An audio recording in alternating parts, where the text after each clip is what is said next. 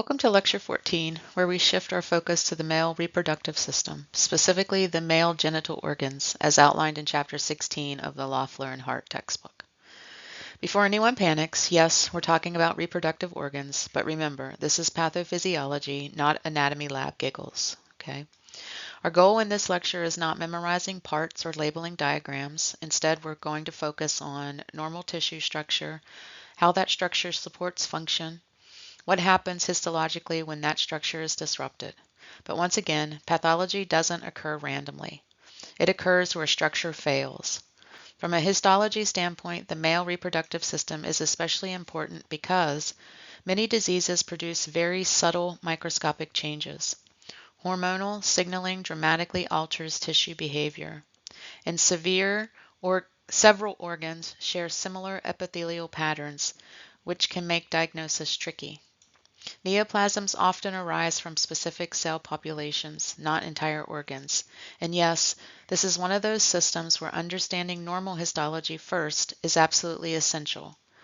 If normal isn't clear, pathology will never make sense. The male reproductive system is composed of several interconnected structures, each with its own unique histologic identity. These include testes, epididymis, vas deferens, seminal vesicles, prostate, and the penis. Although these organs work together functionally, histologically they are very different tissues. That distinction matters because inflammation, obstruction, hormonal imbalance, or neoplasia will affect each structure differently, and those differences are exactly what pathologists rely on for diagnosis. From a histology perspective, you should already be thinking, what epithelial lines this structure? Is it secretory or transport-based? Does it contain smooth muscle? Is the tissue hormone responsive? And are there specialized supporting cells? For example, the testes are dominated by seminiferous tubules and germ cells. The epididymis is built for maturation and storage, not production. The vas deferens is basically a smooth muscle powerhouse. The prostate and seminal vesicles are glandular organs highly sensitive to hormones. The penis is primarily vascular tissue, not glandular. Different structures, different diseases, different histologic patterns. And that's exactly why histotechnologists must recognize where the specimen came from before the slide ever reaches the pathologist. This diagram gives us the anatomic roadmap for the male pelvic region, and while anatomy isn't our end goal, it provides essential context for pathology. Let's orient ourselves. You can see the bladder sitting superiorly, the prostate gland directly inferior to the bladder neck, the seminal vesicles posterior to the bladder, the vas deferens transporting sperm upward from the testes, the epididymis tightly coiled along the testes, the urethra passing directly through the prostate, and the penis composed primarily of erectile vascular tissue. This layout explains several important disease relationships. For example, prostate enlargement affects urinary flow because the urethra runs directly through it. Infection can ascend from the urethra into the prostate or epididymis. Tumors in adjacent organs may compress one another. Inflammation in one structure may clinically mimic disease in another. From a histology standpoint, this anatomic proximity matters because biopsy samples may include multiple tissue types, and orientation becomes critical. Misidentification of tissue can lead to diagnostic confusion. And here's a fun but important histology fact. The prostate is one of the few organs where normal aging alone significantly alters microscopic appearance, which means not every abnormal looking gland is actually pathologic. That's a theme we'll revisit shortly. Big picture takeaway before we move forward. Keep these questions in mind. What does normal tissue look like here? What cell type is responsible for function? How would inflammation change this structure? How would obstruction alter the architecture? And what histologic clues suggest benign versus malignant disease? Because in male reproductive pathology, many diseases present similarly clinically, but look very different microscopically, and histology is what tells the real story.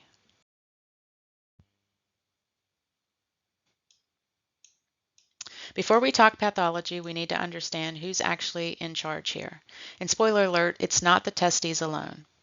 Male reproductive function is regulated by the hypothalamic pituitary gonadal axis, also known as the HPG. This is a classic endocrine feedback loop, and it shows up constantly in pathology questions. Here's the flow. The hypothalamus releases GnRH, the gonadotropin-releasing hormone, in a pulsatile fashion. That pulsing matters. Continuous GnRH actually shuts the system down, which is why it's used therapeutically in prostate cancer. GnRH stimulates the anterior pituitary to release LH, which is the luteinizing hormone, and FSH, which is the follicle stimulating hormone. Those two hormones then act directly on the testes. So the LH is going to go to the Leydig cells and going to produce testosterone. The FSH is going to stimulate the Sertoli cells, and that's going to aid in spermatogenesis. Testosterone then feeds back negatively to both the pituitary and the hypothalamus to maintain hormonal balance. When you look at a testes histologically, Leydig cells sit in the interstitium between seminiferous tubules. Sertoli cells are found inside the tubules. So when a patient has abnormal testosterone levels, pathology often depends on whether the tissue is tubular, as in the Sertoli cell dysfunction, interstitial, as in the Leydig cell pathology, or upstream, in the pituitary or hypothalamic disease. That distinction becomes very important later when we discuss infertility and testicular atrophy. A fun fact, the testes produce milligrams of testosterone daily, while ovaries produce estrogen in micrograms, a difference of roughly 1,000-fold. So endocrinology is dramatic like that. Testosterone is the dominant androgen in male physiology, and its effects extend far beyond reproduction. From a functional standpoint, testosterone decreases body fat, increases muscle mass and bone density, raises basal metabolic rate, stimulates facial and body hair growth, and drives genital development during puberty. But from a histologic perspective, testosterone's most important roles involve tissue maintenance and differentiation. Adequate testosterone is required for normal seminiferous tubule diameter, active spermatogenesis, maintenance of Sertoli cell support function, and preservation of germinal epithelium thickness. When testosterone levels fall, one of the earliest microscopic changes we see is thinning of the germinal epithelium, loss of developing sperm cells, and tubular atrophy. Eventually, tubules may collapse entirely and be replaced by fibrous tissue. If you ever see small shrunken seminiferous tubules, thickened basement membranes, and increased interstitial fibrosis, think chronic androgen deficiency or long-standing testicular injury. And yes, anabolic steroid abuse can also suppress endogenous testosterone through negative feedback, leading to a very real microscopic atrophy. Your slides do not lie. Now that we understand normal structure and hormonal regulation, we can talk about what happens when things go wrong.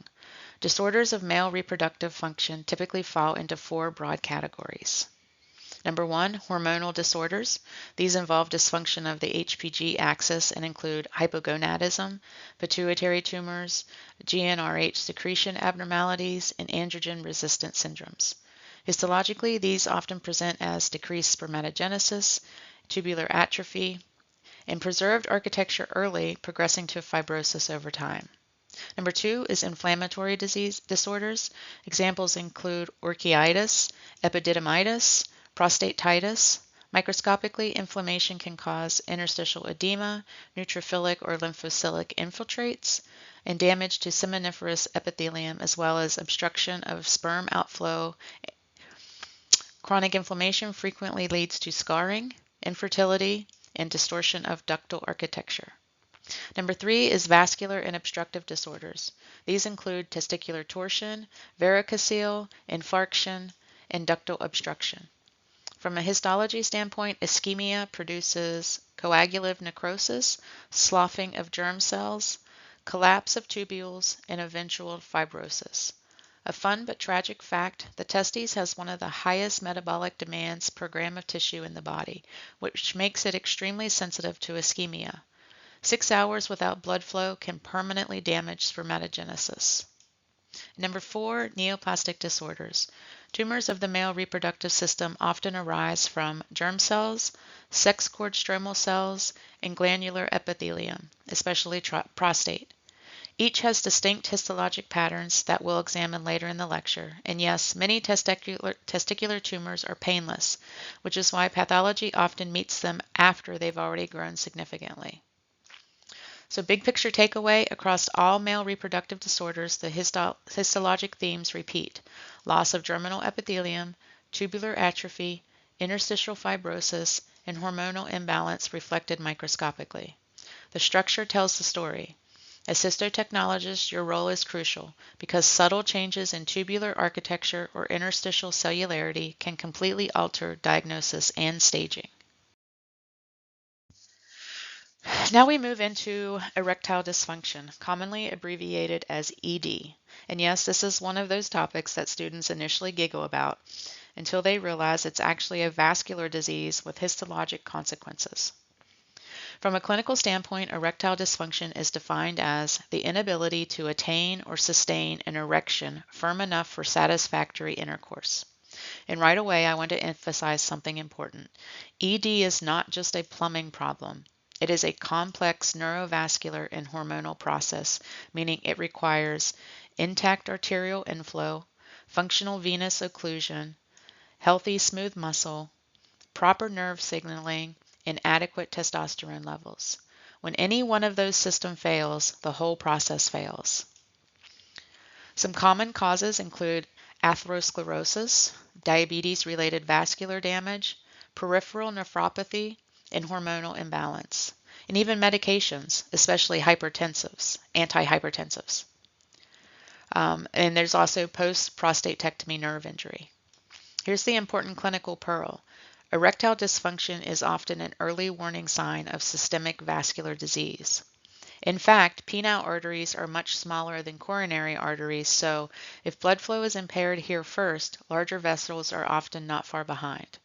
From a pathology standpoint, ED is frequently a microvascular disease long before it becomes clinically obvious elsewhere.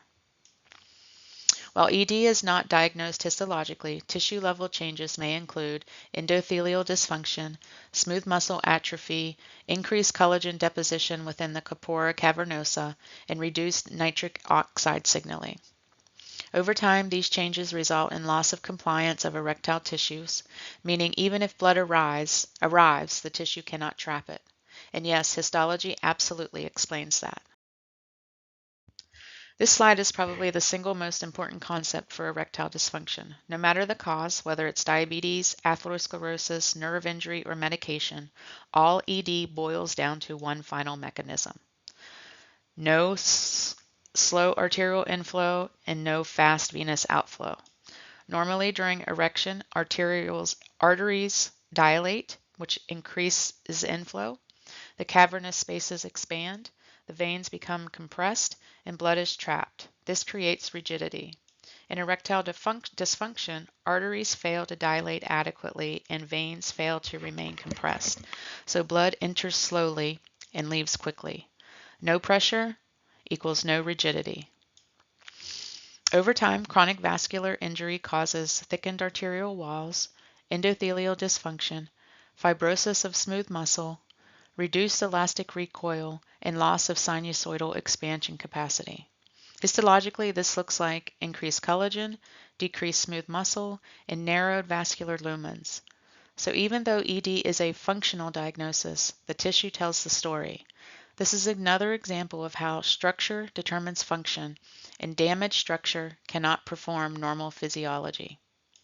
A fun fact: the penis contains more smooth muscle per gram than any other organ in the body, which means it is extremely sensitive to vascular injury, it is highly dependent on nitric oxide signaling, and it is often the first organ to show microvascular disease. Pathology always snitches first. Now we shift from erectile function to male infertility, which is a separate but often overlapping pathology. Infertility is defined clinically as the inability of a couple to conceive after 1 year of regular, unprotected intercourse. Importantly, about 40 to 50% of infertility cases involve male factors. Many patients have normal sexual function but impaired sperm production or transport. Major causes of male infertility include azoospermia, which is complete absence of sperm in semen. This may result from testicular failure, Sertoli cell-only syndrome, or obstruction of ducts. Histologically, seminiferous tubules may appear hyalinized, collapsed, or devoid of germ cells. Okay. Also, low sperm count, which is oligospermia. This may be caused by hormonal imbalance, heat exposure, a varicocele, toxins, chemotherapy, or even radiation. Histology often shows reduced layers of germ cells, arrested spermatogenesis, and increased interstitial fibrosis. There's also anti-sperm antibodies. This is where immunology sneaks in. Normally, the sperm are protected by the blood-testis barrier, created by tight junctions between Sertoli cells. If that barrier is disrupted by trauma, infection, or surgery, sperm antigens become exposed. The immune system responds with anti-sperm antibodies, and these antibodies can immobilize sperm, prevent cervical mucus penetration, and interfere with fertilization. Then there's absent sperm motility, often related to flagellar defects, mitochondria abnormalities, and structural axonal disorders. Histologically, sperm may appear morphologically normal, but ultrastructure defects exist at the microtubule level. Think 9+2 structure problems. And lastly, we have retrograde ejaculation. This occurs when semen flows backward into the bladder rather than exiting through the urethra. Common causes include diabetes-related neuropathy, prostate surgery, and alpha blocker medications. Pathology here isn't sperm production, it's in neural control of the bladder neck. Why this matters in histology? Well, testicular biopsies for infertility evaluation require proper fixation, either in Bouwens or buffered formalin, thin sections, and excellent nuclear detail, as well as preservation of seminiferous tubule architecture. Pathologists rely heavily on histology to determine whether spermatogenesis is occurring, where maturation or rest happens, whether obstruction or failure is present, and your section quality can directly affect fertility diagnoses. No pressure, just someone's future family planning. So key takeaways, we know erectile dysfunction is vascular and includes smooth muscle pathology. Infertility is germ cell production, transport, or function failure, and many disorders overlap hormonally and structurally. Histology explains mechanisms long before symptoms appear, so if you understand the tissue, you understand the disease. All right, now we shift our focus to the penis, which is far more than just an external organ. From a pathology and histology perspective, the penis is essentially a vascular organ with a very sophisticated plumbing system. And when that plumbing fails, disease follows. Structurally, the penis is composed of two corpora cavernosas and one corpus spongiosum, which surrounds the urethra. These three erectile bodies are surrounded by dense connective tissue layers that play a crucial role in erectile function. From a histology standpoint, what you should immediately recognize is that the erectile tissue is made up of vascular sinusoids. These spaces are lined by endothelium. They are supported by smooth muscle trabeculae. This means the penis behaves more like a specialized vascular sponge than a typical solid organ. When blood fills the sinusoids, expansion occurs. When blood drains, detumescence follows. Very elegant, very efficient, and also very easy to disrupt. Let's zoom in anatomically because this slide explains nearly every disorder you'll see later. The penis consists of the corpora cavernosa, which is paired. There's two of them. This is the primary erectile structures. It's surrounded by a very thick tunica albuginea, responsible for rigidity. And then we have a corpus spongiosum, which surrounds the urethra. It has a thinner tunica albuginea, and it prevents urethral compression during erection. This difference is not accidental. If the urethra collapsed during erection, ejaculation would be problematic. Anatomy thought one through. Histologically, note the following key features. The tunica albuginea is dense collagen. It has minimal elasticity and is critical for trapping blood. The cavernosal arteries supply blood directly into the sinusoidal spaces. Then there's the venous outflow channels. These become compressed during erection. So when students ask, why does erection depend on veins being compressed? The answer is simple. Erection is not just increased inflow, it's controlled outflow restriction. This is why venous disease is just as important as arterial disease in erectile dysfunction. This cross-section is one of the most important diagrams in the entire male reproductive system. If you can mentally recreate this image during an exam, you're golden. At the microscopic level, you should be picturing corpora cavernosa as large, irregular vascular sinusoids, endothelial lining, intervening smooth muscle, and thick tunica albuginea surrounding each corpus. The corpus spongiosum is smaller vascular spaces, more elastic connective tissue, and the central urethra is lined by transitional epithelium proximally and pseudostratified columnar, stratified squamous near the medius. Yes, the urethra changes epithelium multiple times. Yes, pathology loves that. And yes, this matters in histologic interpretation.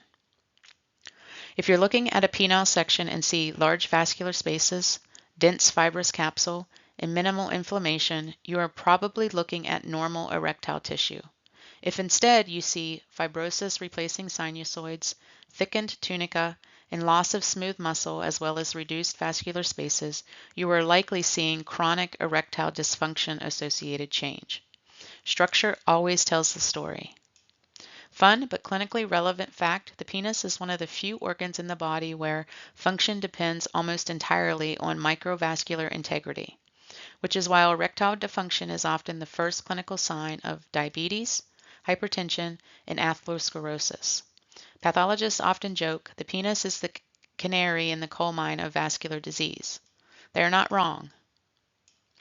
So, key takeaways for histotechnologists: when working with penile tissue, orientation matters, preservation of tunica albuginea matters, and overprocessing can collapse vascular spaces.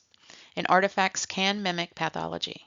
So understanding the normal architecture is essential before diagnosing disease, because here, more than almost anywhere else, form absolutely equals function. Okay, now that we've reviewed normal penile anatomy and function, we can start looking at what happens when development does not proceed normally. Congenital anomalies of the male genital system arise during embryologic development, particularly during formation of the urethral groove and urethral canal.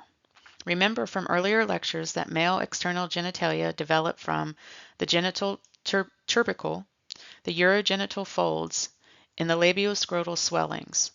Any disruption in androgen signaling, fusion, or tissue migration during this time can result in structural abnormalities that are present at birth. Those anomalies are usually identified early in life, but their clinical significance can vary, from mild cosmetic differences to functional issues affecting urination, fertility, or sexual function later in life. The two most commonly discussed congenital anomalies of the penis are hypospadias and epispadias. Let's look at those next. Both epispadias and hypospadias result from abnormal development of the urethral groove and urethral canal, but they differ in the location of the urethral opening. First, epispadias. In epispadias, the urethral opening is located on the dorsal surface or top of the penis. This condition is relatively rare and is often associated with more complex congenital abnormalities, including defects of the bladder or pelvic floor. In contrast, hypospadias is much more common. In hypospadias, the urethral opening is found on the ventral surface or underside of the penis. The opening may be located near the glans, along the shaft, or close to the scrotum in more severe cases. Because the urethra does not fully extend to the tip of the penis, hypospadias can affect urinary stream direction and, in some cases, reproductive function. From a pathology standpoint, these are primarily developmental structural abnormalities, not diseases caused by inflammation or neoplasia. However, surgical correction is often performed early in life to restore normal anatomy and function. Understanding where the urethra should be located and why ties directly back to your knowledge of embryology and normal anatomy.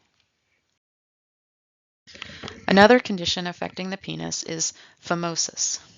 Phimosis refers to a condition in which the orifice of the prepuce or foreskin is too small to allow normal retraction over the glans penis. This can be congenital, meaning present at birth, or acquired, developing later in life.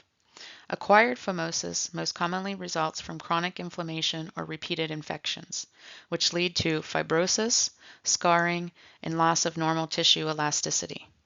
When the foreskin cannot retract properly, several complications may occur, including difficulty with hygiene, accumulation of smegma, increased reduction of local infection, and chronic inflammation of the glans and prepuce. Over time, repeated inflammation can also increase the risk for squamous cell carcinoma of the penis, which we'll discuss later. From a histologic perspective, chronic phimosis is associated with dense fibrous connective tissue, chronic inflammatory infiltrates, thickening of squamous epithelium. So while phimosis may appear to be a simple mechanical problem, it has very real implications for tissue health, inflammation, and long-term pathology. This is a good example of how anatomy, chronic irritation, and disease progression are tightly connected. On this side, we're looking at paraphimosis, which is essentially the opposite problem of phimosis. In paraphimosis, the foreskin has been retracted behind the glans and cannot be returned to its normal position. Once trapped behind the glans, the foreskin acts like a tight band, compressing veins and lymphatic vessels. This leads to venous congestion, rapid edema of the glands, increasing pain, and potential urinary obstruction. If not corrected promptly, arterial inflow can also become compromised, placing the tissue at risk for ischemia and necrosis. Clinically, this is considered a urologic emergency. From a pathology standpoint, prolonged paraphimosis may result in marked vascular congestion, interstitial edema, ischemic epithelial injury, and possible ulceration or necrosis of the glands. While this condition is often managed clinically rather than surgically, severe cases may lead to tissue sampling, particularly if necrosis or infection is suspected. This slide serves as a transition point. The penis can be affected by a variety of disorders that fall into several major categories: congenital abnormalities, inflammatory and infectious conditions, vascular disorders affecting blood flow, functional disorders related to erection, and neoplastic processes, which we'll discuss separately. Many penile disorders share common underlying mechanisms, so altered vascular dynamics, chronic inflammation, fibrosis and scarring, as well as obstruction of venous outflow. Because erectile function depends heavily on precise vascular control, even small structural or vascular disruptions can have significant functional consequences. From a histology perspective, these conditions often involve changes in the corpus cavernosum, the tunica albuginea, the vascular sinusoids, as well as endothelial integrity. Understanding these tissue components is essential when evaluating biopsies or surgical specimens. The final disorder we'll discuss is priapism. Priapism is defined as a persistent, often painful erection that occurs in the absence of sexual stimulation. This is not normal erectile physiology. In normal erection, arterial inflow increases, venous outflow is temporarily reduced, and blood is later released once stimulation ends. In priapism, this balance fails. There are two major mechanisms: trapped red blood cells within the corpus cavernosum, and obstruction of venous outflow, preventing blood from draining. As blood becomes stagnant, oxygen levels fall, leading to tissue hypoxia, acidosis, endothelial damage, and eventual smooth muscle necrosis if prolonged. Common associated conditions include sickle cell anemia due to rigid sickled erythrocytes obstructing venous drainage, prostatitis or cystitis, which is inflammatory compression of the venous pathways. Medication effects or neurologic injury as well. Histologically, prolonged priapism may show marked vascular congestion, hemorrhage within the cavernosal spaces, smooth muscle degeneration, fibrosis with long-term cases. Untreated priapism can result in permanent erectile dysfunction due to irreversible tissue damage. Histology take-home connection. Across these disorders, notice a repeating theme. Blood flow matters, venous drainage matters, endothelial integrity matters. The corpus cavernosum is not just erectile tissue. It is a highly specialized vascular organ, and disruption of its microarchitecture has significant clinical consequences. As histotechnologists, recognizing congestion versus hemorrhage, acute versus chronic ischemic change, fibrosis within cavernosal tissue can provide critical diagnostic information for the pathologist. Now we're moving into inflammatory conditions of the penis, and the most common one you'll see referenced is balanitis. Balanitis simply means inflammation of the glans penis. Not fancy, not complicated, just inflammation, but with some important consequences. Balanitis is commonly associated with poor hygiene, particularly in uncircumcised males, accumulation of smegma, sexually transmitted infections, and fungal infections, especially Candida albicans. And yes, Candida strikes again. That yeast truly has range. Why does this matter clinically? Because chronic inflammation does not stay innocent. Repeated or prolonged inflammation leads to fibrosis, scarring, decreased tissue elasticity, which brings us full circle back to what we discussed earlier, phimosis. So inflammation today can become a structural problem tomorrow. Pathology loves a domino effect. On histology, expect to see squamous epithelium of the glands, dense inflammatory infiltrate in the lamina propria, so neutrophils, which signal acute inflammation, and then lymphocytes and plasma cells, which signal chronic inflammation. Edema, so possible surface erosion or ulceration. If Candida is present, look for pseudohyphae and budding yeast, often highlighted beautifully with the PAS stain or the GMS stain. Okay, so if you see inflamed squamous mucosa plus yeast forms, think balanitis, not skin infection. Same epithelium, just different zip code. Now let's talk about something rare but extremely important, neoplasms of the penis. Penile cancer is uncommon in the US, but when it occurs, it is almost always epithelial in origin, specifically squamous cell carcinoma. But once again, if it's lined by squamous epithelium, that's usually where trouble starts.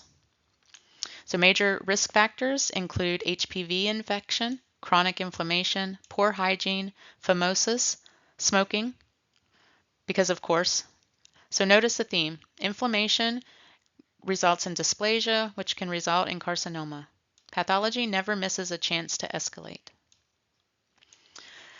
Histologically, you may see invasive nests of malignant squamous cells, keratin pearl formation, nuclear pleomorphism, increased mitotic figures, and loss of normal epithelium maturation. There are some important distinctions. There is non-keratinizing squamous cell carcinoma. This is commonly HPV associated. And then there's keratinizing squamous cell carcinoma, which is often related to chronic irritation. That distinction matters clinically and pathologically.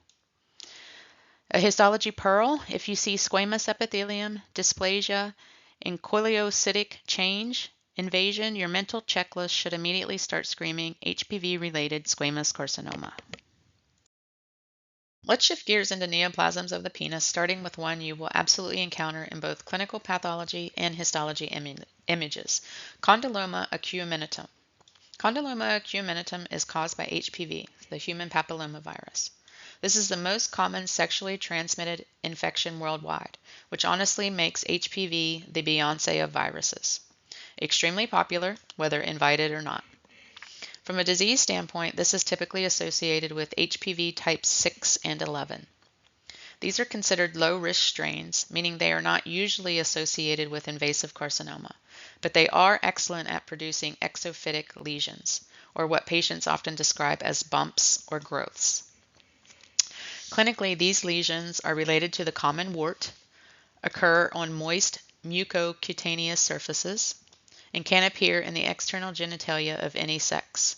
They also tend to favor areas where stratified squamous epithelium meets moisture, friction, and microtrauma, which from a pathology perspective is basically an engraved invitation for HPV.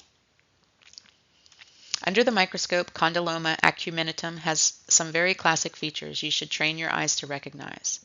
There are some papillary finger-like projections. Each projection contains a microvascular core lined by thickened stratified squamous epithelium. But the real diagnostic celebrity here is the chondrocyte. Chondrocytes are squamous epithelial cells showing enlarged irregular nuclei, hyperchromasia, and perinuclear clearing, or the halo effect. If you ever look at a slide and think, that nucleus looks weird and surrounded by a bubble, congratulations, you have found HPV. Histologically, these lesions are benign, but their presence tells us something important. The epithelium has been genetically altered by viral infection. A fun histology fact, chondrocytes are characteristic that even when gross findings are subtle, the microscope usually gives HPV away immediately. Look at the gross morphology because these lesions look exactly how you think they would. Grossly, condyloma acumenitum presents as soft, pink to tan, papillary or cauliflower-like masses. If pathology had a produce section, this lesion would be listed under cauliflower pathologic variety. You may see multiple clustered nodules, irregular verrucous surfaces, moist friable tissue. These lesions can vary widely in size from tiny papules to large bulky masses, especially in immunocompromised patients. From a histology processing perspective, these specimens can be extremely friable. Many may fragment during grossing and often require careful orientation to preserve epithelial architecture. This is a great reminder that gross appearance often predicts microscopic architecture.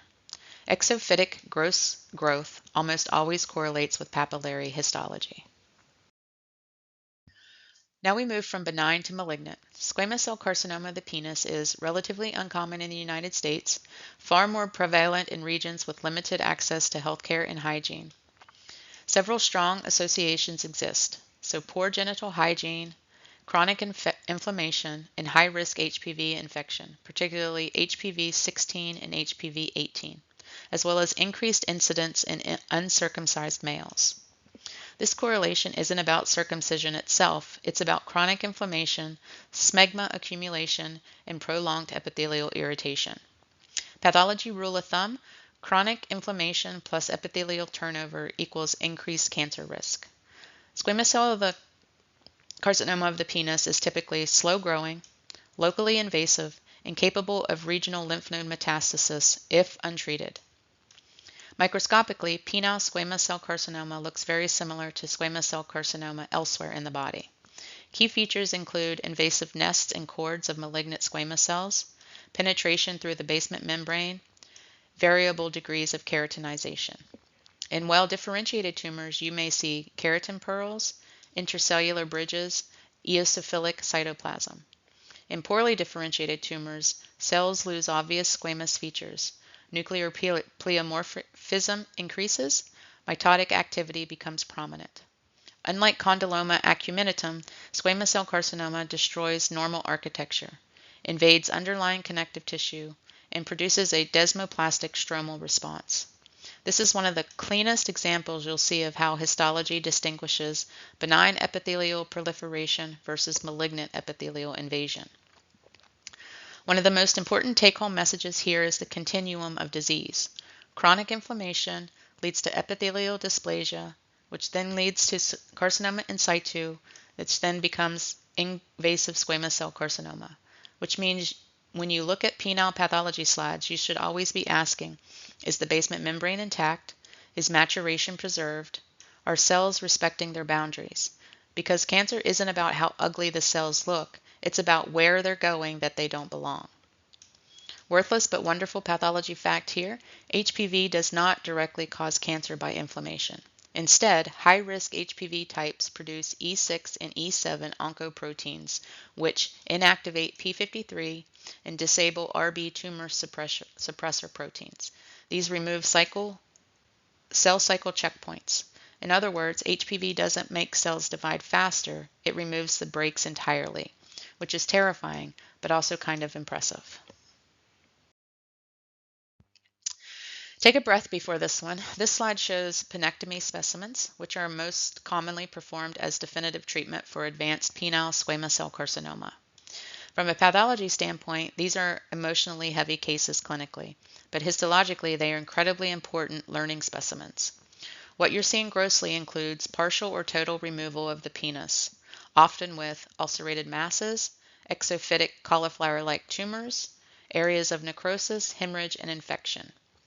These tumors frequently arise on the glans, the inner prepuce, or the coronal sulcus, which makes sense when you remember that these areas are lined by stratified squamous epithelium, the same tissue type that gives rise to squamous cell carcinoma elsewhere in the body.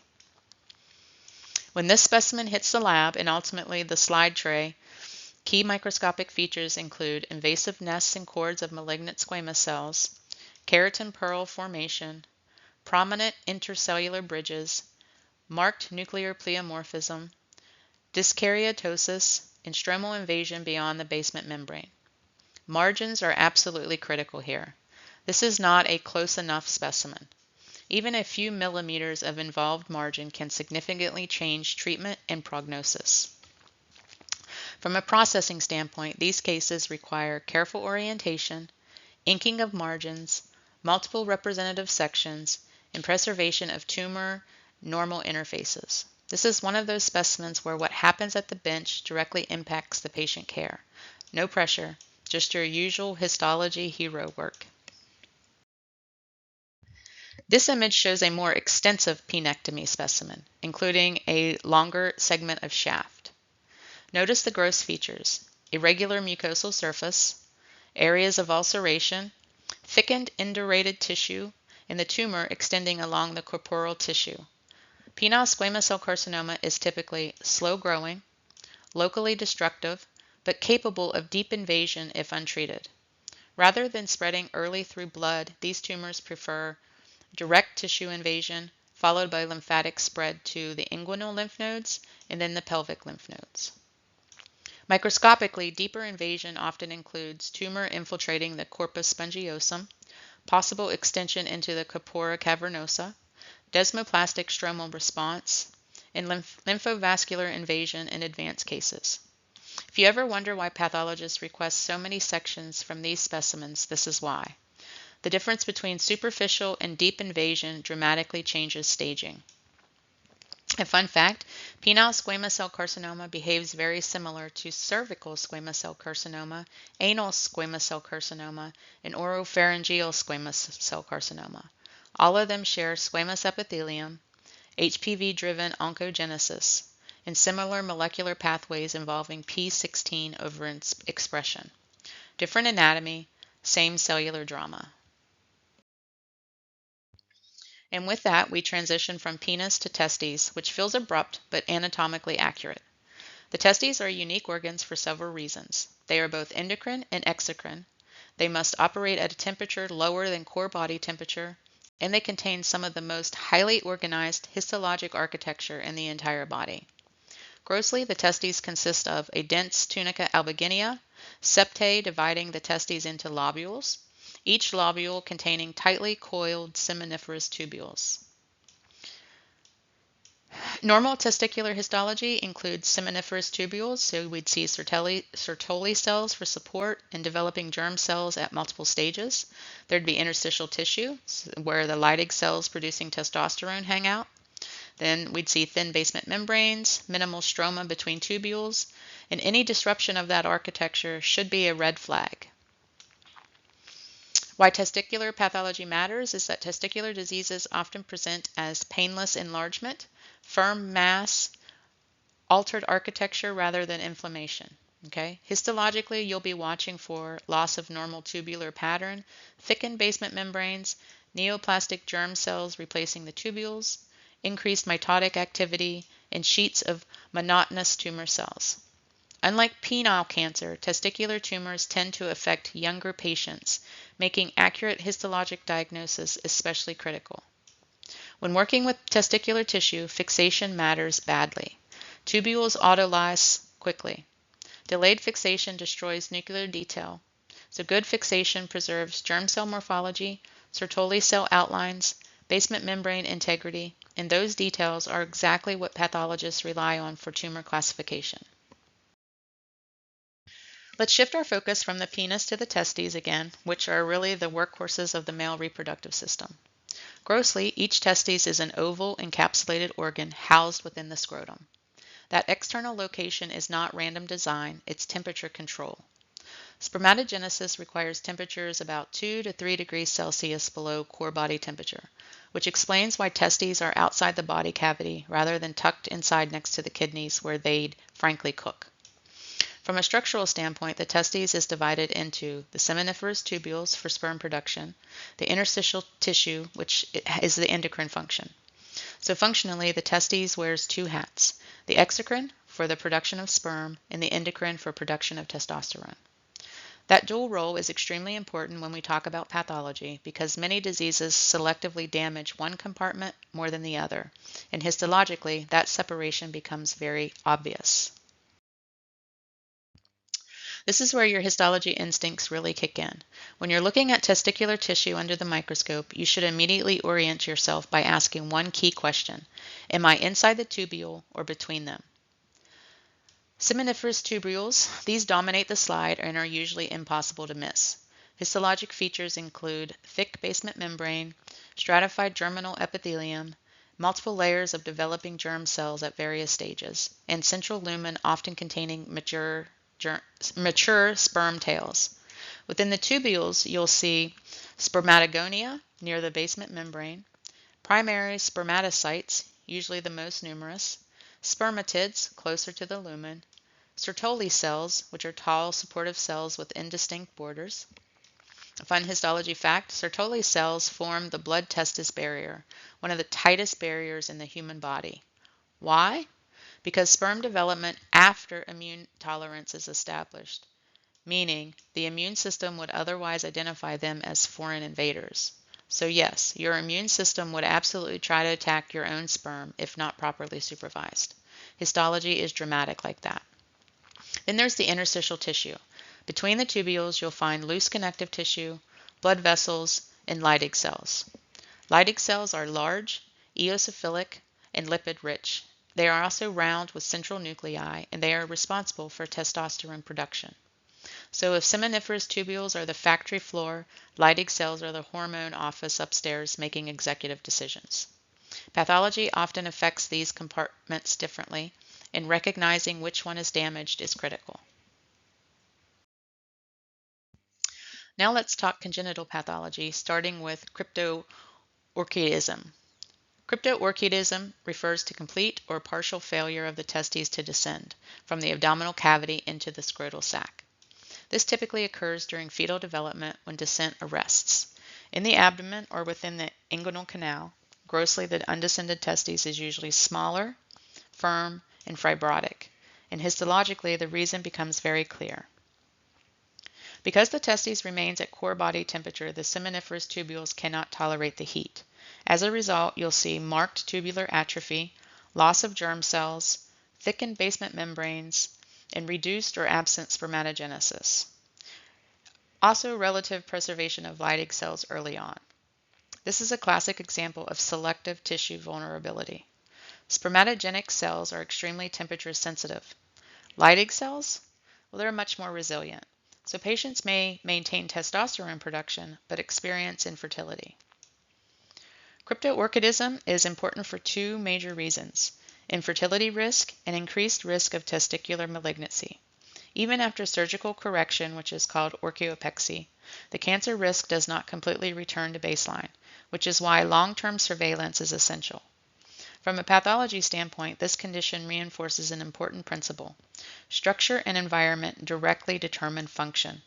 Same tissue, same genetics, different temperature, completely different outcome.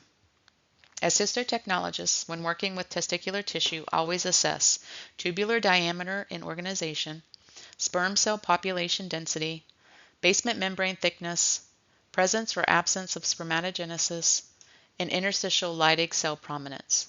A testis with empty tubules and thickened walls immediately raises red flags for cryptorchidism or chronic ischemia or even prior torsion or post-treatment effects. The microscope will always tell you what the tissue has been through if you know what to look for. All right, let's talk about inguinal hernias, which are one of those conditions that make perfect embryological sense after someone explains it to you 3 times with diagrams. During fetal development, the testes start out high in the posterior abdominal wall and then descend into the scrotum through the inguinal canal. Think of this like a temporary tunnel through the abdominal wall, a tunnel that is supposed to close shortly after birth. If that tunnel doesn't seal properly, we now have a problem. That persistent opening at the inguinal ring becomes a weak spot that can be forced open later in life through heavy lifting, chronic coughing, straining, or increased intra-abdominal pressure. And when pressure builds, structures that absolutely do not belong in the scrotum may decide to take a field trip. Most commonly, this is a loop of small intestine or occasionally omentum. That protrusion is what we call an inguinal hernia. From a histology standpoint, hernias are not particularly flashy, but they do show up in surgical pathology. What you may see microscopically includes a hernia sac lined by mesothelium, surrounding fibroadipose tissue, and smooth muscle fibers from the abdominal wall. Sometimes congested or ischemic bowel if strangulation has occurred. If bowel is involved, histology may reveal mucosal congestion, edema, hemorrhage, and in severe cases, ischemic necrosis. So while the hernia itself is structural, the secondary tissue injury is very much histologic. And fun fact, the scrotum is basically the only place in the body where intestines can accidentally end up, and everyone just collectively agrees, yep, that's not ideal. A hydrocele. Let's start with hydrocele. A hydrocele occurs when abdominal fluid accumulates within the scrotum, usually surrounding the testes. This happens when the processus vaginalis, that same embryologic tunnel, remains partially patent. Instead of bowel slipping through, fluid does.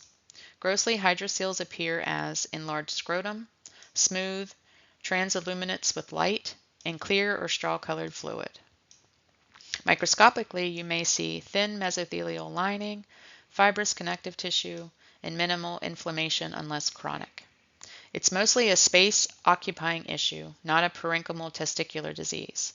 The seminiferous tubules themselves are usually unaffected unless long-standing pressure causes atrophy. Then there's the varicocele. Now, varicocele is much more histology relevant.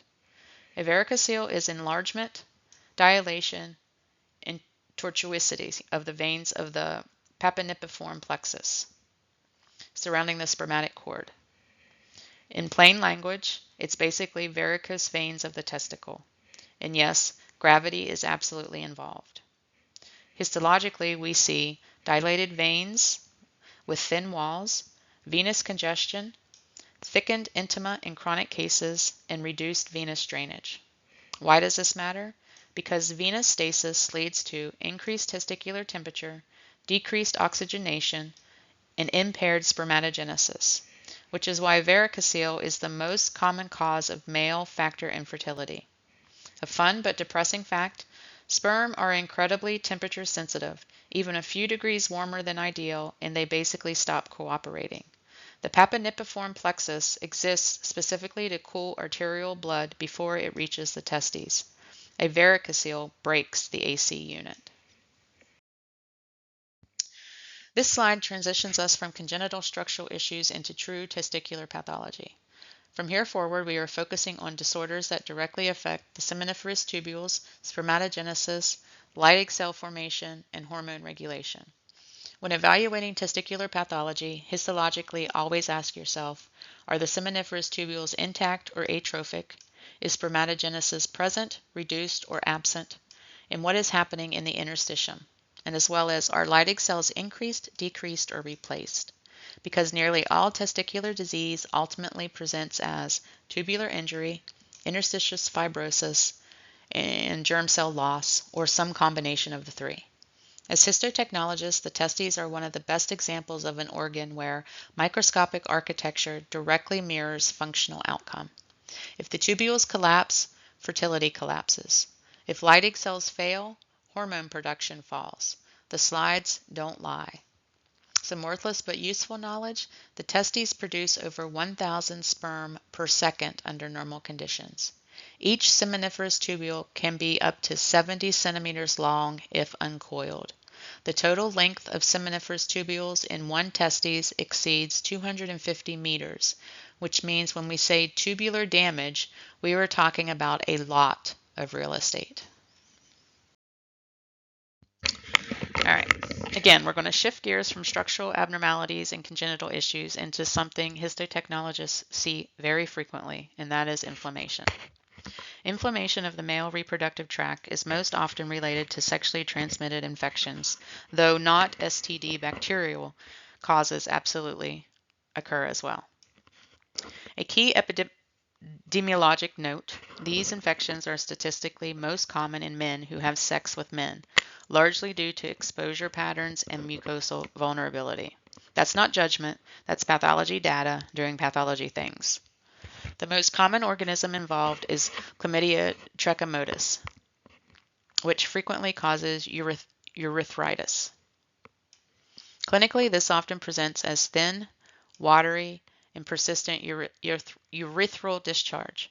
From a histology standpoint, urethritis shows edematous mucosa, dense neutrophilic infiltration, possible epithelial erosion, and luminal exudate. And yes, if you see sheets of neutrophils where epithelium should be minding its own business, inflammation has entered the chat. Orchitis, or inflammation of the testes. Orchitis itself is actually rare, but when it occurs, it tends to be associated with systemic infections such as mumps, tuberculosis, and syphilis.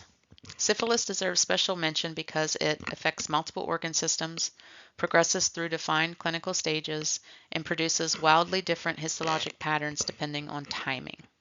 Histologically, in syphilitic orchitis, you may see interstitial inflammation, plasma cell predominance, obliterative endarteritis, and progressive fibrosis.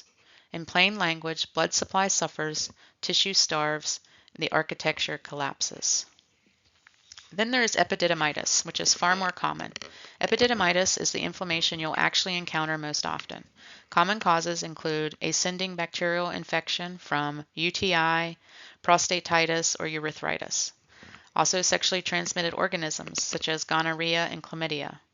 Histologically, epididymitis shows marked interstitial edema, neutrophils filling the ductal lumens, reactive epithelial changes, and possible abscess formation. If the ducts look angry, swollen, and packed like rush hour traffic, you're probably staring at epididymitis. A histology fun fact, the epididymis is one of the most tightly coiled tubular systems in the entire body. When inflammation hits, that confined space turns mild edema into major pressure very quickly, which explains the significant pain patients experience. This gross specimen gives us a dramatic visual of what inflammation looks like when it's allowed to progress. Notice enlargement of the testes, congestion and hemorrhage in areas of necrosis, as well as purulent material within adjacent structures. Grossly inflamed testes often appear enlarged, hyperemic, soft to friable. When you correlate this with histology, expect vascular congestion, interstitial hemorrhage, neutrophilic infiltration, and breakdown of the seminiferous tubules. Once inflammation disrupts the seminiferous epithelium, spermatogenesis suffers, sometimes permanently. And this is why inflammation isn't just temporary irritation. It can have lifelong reproductive consequences. Now we arrive at one of the most urgent conditions in urogenital pathology, testicular torsion. Torsion is exactly what it sounds like, twisting of the spermatic cord. And here's the key concept. Venous drainage is cut off first. Arterial flow continues temporarily. This leads to venous congestion, rapid edema, increased intratesticular pressure, and eventual arterial compromise.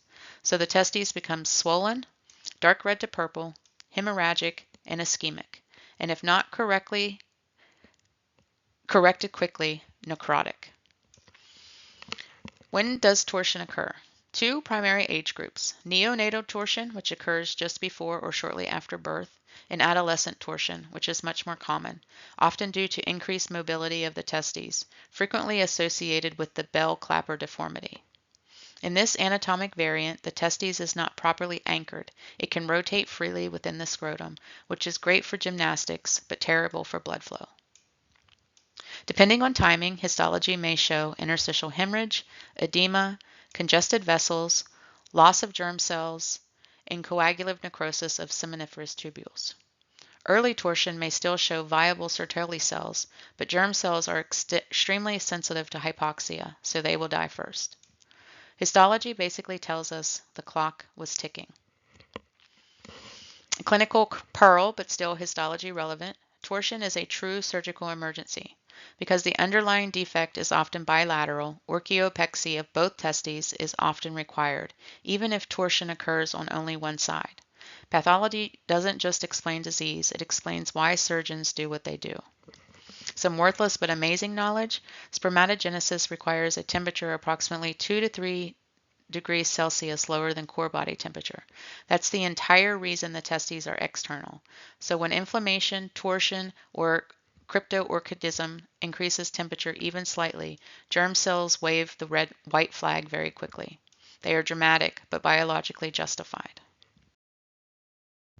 Let's take a quick moment to ground ourselves in what normal looks like, because pathology only makes sense once normal is clear. What you're seeing here is a gross image of a normal testes with attached epididymis and spermatic cord. Grossly, a normal testes should be smooth, ovoid, firm but not rock hard, and covered by a thin, glistening tunica vaginalis. The epididymis typically hugs the posterior surface and appears slightly more yellow-tan and lobulated compared to the smooth white-pink testicular parenchyma. Internally, when sectioned, the testes should show uniform reddish-tan parenchyma, no hemorrhage, no necrosis, no congestion. Histologically, tuck this away. Normal testicular tissue contains seminiferous tubules lined by Sertoli cells, germ cells in various stages of spermatogenesis, and Leydig cells in the interstitium producing testosterone. A delicate vascular network supplying one of the most metabolically active tissues in the body. And that last point matters a lot, because tissues with high metabolic demand absolutely do not tolerate ischemia well, which brings us to torsion. Okay, so we're moving from normal anatomy to a true surgical emergency, and that is the testicular torsion, which occurs when the testes twists on the spermatic cord. This twisting results in occlusion of venous outflow first. Arterial inflow initially remains intact, so blood goes in, but it cannot get out. This leads to rapid venous congestion, increased interstitial pressure, edema, and eventually arterial compromise, and then finally ischemic necrosis.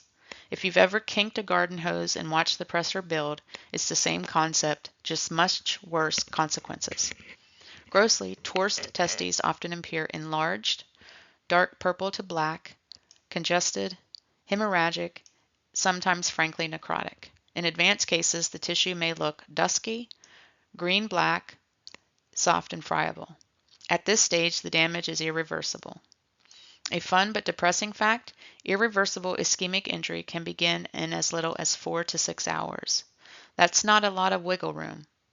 Let's connect the gross appearance to what we see microscopically. Histologic features of torsion include early changes, which are marked vascular congestion, interstitial edema, and compression of the seminiferous tubules. Progressive injury, we'd see hemorrhage between tubules, sloughing of germinal epithelium, and loss of spermatogenic cells. Late findings, we would see coagulative necrosis of the seminiferous tubules, ghost outlines of tubules, absence of viable germ cells, and inflammatory infiltrates during cleanup. Eventually, fibrosis replaces normal architecture. From a histology standpoint, torsion teaches an important lesson. The germinal epithelium is far more sensitive to ischemia than Leydig cells. So even if testosterone production appears preserved early on, fertility potential is often permanently lost. Why does torsion happen? Well, most cases are associated with a congenital anatomic abnormality known as the bell clapper deformity. In this condition, the tunica vaginalis surrounds the testes too loosely. The testes is inadequately anchored, and it can rotate freely within the scrotum. Translation: the testicle becomes a pendulum with commitment issues. Because this is an anatomic defect, torsion risk is often bilateral, which is why surgical fixation, the orchiopexy, is performed on both sides, even if only one torsus. Clinical correlation: torsion oft occurs most commonly in neonates just before or shortly after birth and in adolescents, which is peak incidence. The adolescent spike is thought to be related to rapid testicular growth during puberty, increased mobility of the testes, and from a pathology perspective, what matters most is this. Torsion is not an inflammatory process. It is a vascular catastrophe. The inflammation you see histologically is secondary to ischemic injury. When examining suspected torsion histologically, expect severe vascular congestion, interstitial hemorrhage, tubular collapse, and necrosis of seminiferous epitheliums, as well as possible preservation of Leydig cells early. Eventual fibrosis if survival is prolonged. This pattern is classic ischemic injury, and once you've seen it, it's unforgettable. All right, this is your official permission to pause slide. Up to this point, we've looked at congenital abnormalities, vascular compromise, necrosis, and surgical emergencies, and some fairly intense gross pathology images. So yes, if your brain just quietly said that was a lot, you're absolutely correct. This slide exists for a reason. Pathology, especially reproductive pathology, can feel heavy, graphic, and emotionally charged.